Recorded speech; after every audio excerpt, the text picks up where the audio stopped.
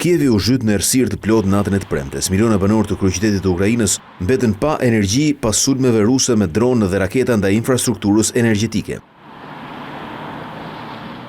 Raketat goditën edhe një pallat banimi 17 katësh duke lënduar të paktën 20 banor.